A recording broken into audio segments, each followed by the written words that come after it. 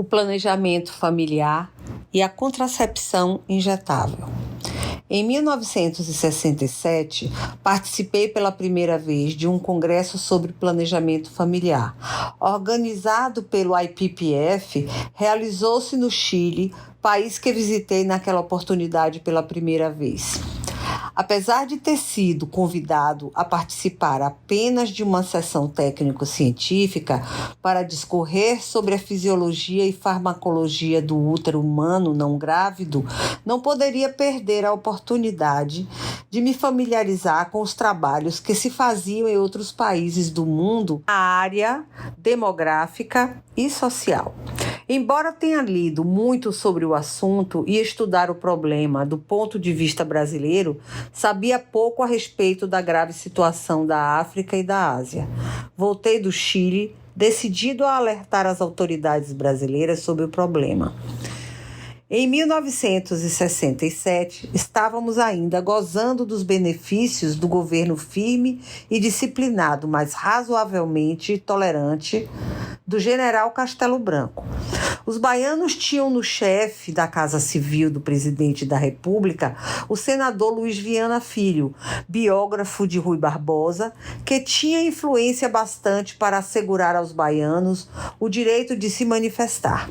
Comecei então a falar dos anticoncepcionais que tínhamos desenvolvido, a Depo-Provera e o Anfertil, não somente do ponto de vista médico, mas também e sobretudo do ponto de vista social. Naquele ano, apenas 3 artigos foram publicados.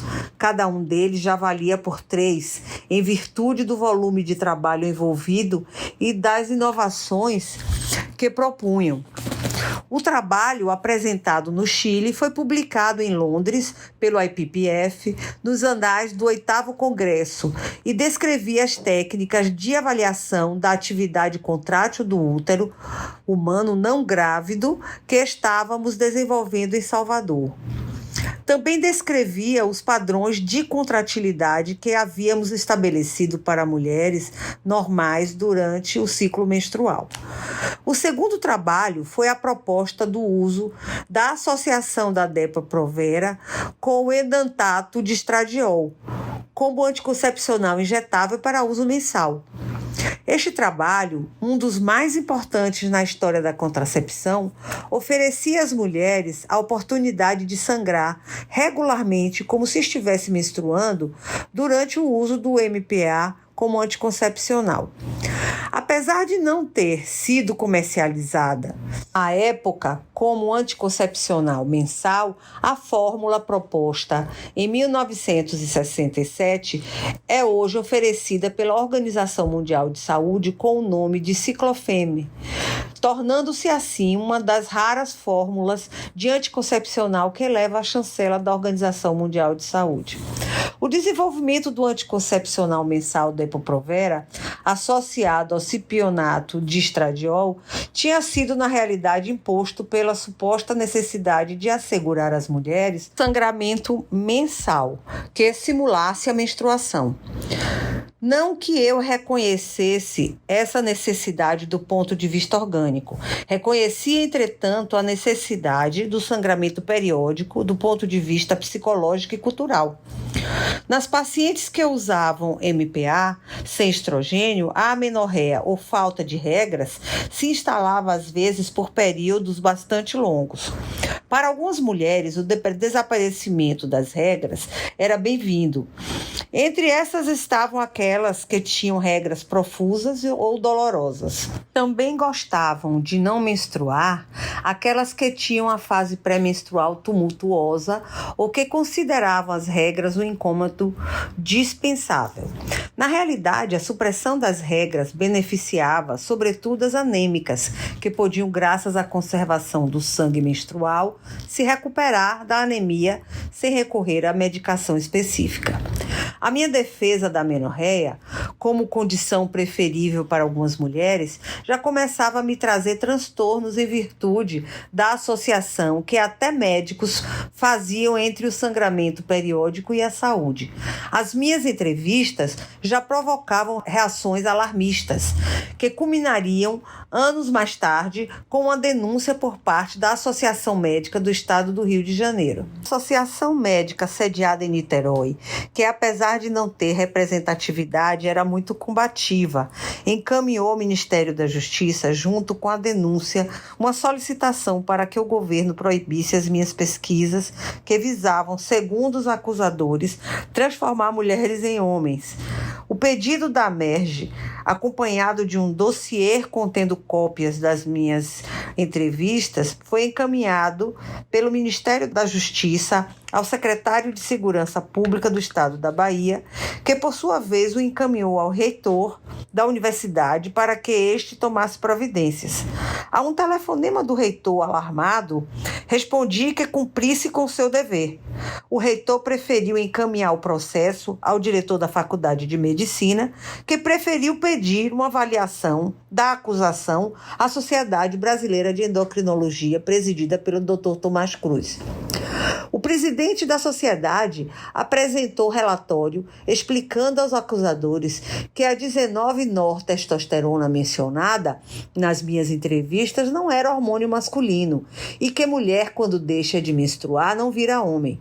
Um vexame para a aguerrida Associação Médica do Rio de Janeiro. O terceiro artigo, publicado em 1967, foi o já mencionado The Every Other Day Pill, que saiu no Journal of Reproduction and Fertility, depois de sofrer alguns acidentes de percurso.